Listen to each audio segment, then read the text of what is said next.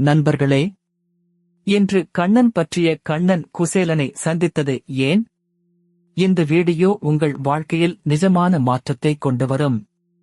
பலர் கண்ணன் அருளை பெற விரும்புகிறார்கள், ஆனால் சரியான வழிபாட்டு முறை தெரியாமல் கவலைப்படுகிறார்கள்.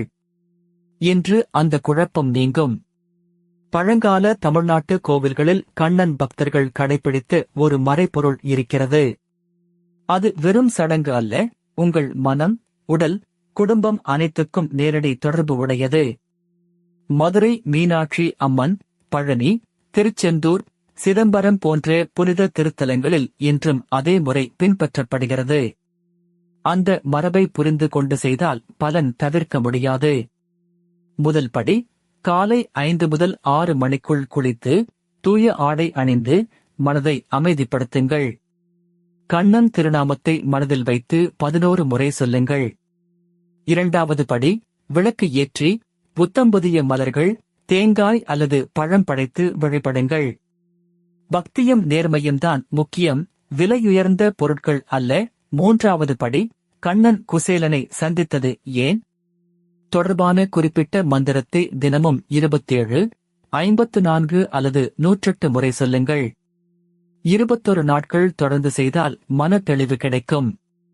நான்காவது படி, வெள்ளிக்கிழமை அல்லது சிறப்பு நாட்களில் உபவாசம் விருப்பமானது, ஆனால் சாத்விக உணவு, பொய்யற்ற வார்த்தைகள், கோபமின்மை ஆகியவை மிக முக்கியம். கண்ணன் அருள் கூச்சமுள்ளவர்களுக்கும் நிச்சயமாக கிடைக்கும். ஐந்தாவது படி, ஏழைகளுக்கு அன்னதானம், முதியோருக்கு உதவி, கோவிலுக்கு தன்னார்வ சேவை. இது பரிகாரத்தை பல மடங்கு அதிகரிக்கும். எதிர்பார்ப்பின்றி கொடுங்கள். ஆராய்ச்சியாளர்கள் சொல்வது, தினமும் 5 நிமிட பக்தி ஒலி கேட்பது மூளையை அமைதிப்படுத்துகிறது. மன அழுத்தம், தூக்கமின்மை, குடும்ப பிரச்சனைகள் படிப்படியாக குறையும். உண்மை கதை, சேலத்தில் ஒரு குடும்பம் பல ஆண்டுகள் கஷ்டப்பட்டது. கண்ணன் விரதமும் நேர்மையான பூஜையும் தொடங்கினார்கள். வியாபாரம், உடல்நலம், மன அமைதி மெல்ல மெல்ல மேம்பட்டது. இன்னொரு கதை, கோயம்புத்தூரில் ஒரு இளம் தம்பதி குழந்தை வரம் வேண்டினார்கள். கோவில் மரபை பின்பற்றி கைமாறு எதிர்பாராத சேவை செய்தார்கள். மாதங்களுக்குப் பிறகு அவர்கள் மனதில் ஆழமான அமைதியும் புதிய நம்பிக்கையும் தோன்றியது. தவறான நம்பிக்கை மற்றும் உண்மை, அர்ச்சகர்கள் மட்டுமே சரியாக வழிபட முடியும் என்பது தவறு. இதயத்தில் இருந்து வரும் பக்தி போதுமானது, முறை நேர்மையாக இருந்தால் போதும்.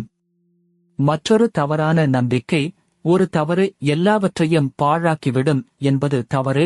கண்ணன் கருணை கடவுள். தாழ்மையுடன் மீண்டும் தொடங்குங்கள், அருள் தொடரும். இன்றைய செயல் திட்டம், இன்று இரவு தூக்கத்துக்கு முன் 5 நிமிடம் கண்ணன் திருநாமம். நாளை காலை விளக்கு ஏற்றுங்கள். இந்த வாரம் ஒரு கோவில் வருகை அல்லது வீட்டு பூஜை அறை சுத்தம். பக்தர்கள் சொல்லும் பலன்கள், தைரியம், மன தெளிவு, கடன் தீர்வு, திருமண நல்லிணக்கம், வேலை வாய்ப்புகள், உடல்நல நிலைப்பாடு. நேரம் ஒவ்வொருவருக்கும் மாறுபடும், பொறுமையுடன் நம்பிக்கை வையுங்கள். தடைகளுக்கான பரிகாரம், சனிக்கிழமை எண்ணெய் விளக்கு ஏற்றுங்கள்.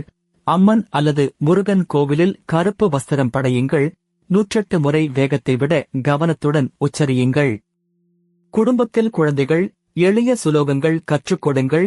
திருவிழா நாட்களில் அழைத்துச் செல்லுங்கள். மதிப்புகள் அடுத்த தலைமுறைக்கு சென்றடையும். கலாச்சாரம் வீட்டு பழக்கத்தில்தான் உயிர் வாழ்கிறது. அலுவலகத்தில் பணிபுரிவோருக்கு 2 நிமிட இடைவேளை பிரார்த்தனையும் பலன் தரும். கண்ணன் நேரத்தை அல்ல, நோக்கத்தை பார்க்கிறார். நண்பர்களே, கண்ணன் குசேலனை சந்தித்தது ஏன்? இது வெறும் கோட்பாடு அல்ல, நாள்தோறும் செய்ய வேண்டிய பயிற்சி.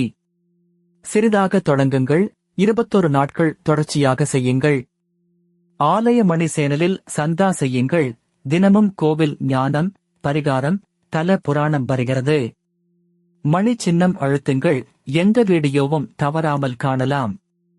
கீழே உரையிடுங்கள், உங்கள் சொந்த ஊர் கோவில் பெயர் எழுதுங்கள். அடுத்த வீடியோவில் அந்த திருத்தலத்தின் சிறப்புகளை பார்க்கலாம். இந்த வீடியோவை குடும்பத்தினருக்கு பகிருங்கள். ஒன்றாக வழிபட்டால் பக்தி மேலும் வளரும். கண்ணன் திருவடியில் நம்முடையவர்கள். கண்ணன் பக்தி பாதையில் பொறுமை மிக முக்கியம். கண்ணன் குசேலனை சந்தித்தது ஏன்? நாள்தோறும் நினைவு கூர்வது மனதை வலிமையாக்கும். இந்த நம்பிக்கையை விடாதீர்கள். கண்ணன் பக்தி பாதையில் பொறுமை மிக முக்கியம். கண்ணன் குசேலனை சந்தித்தது ஏன்? நாள்தோறும்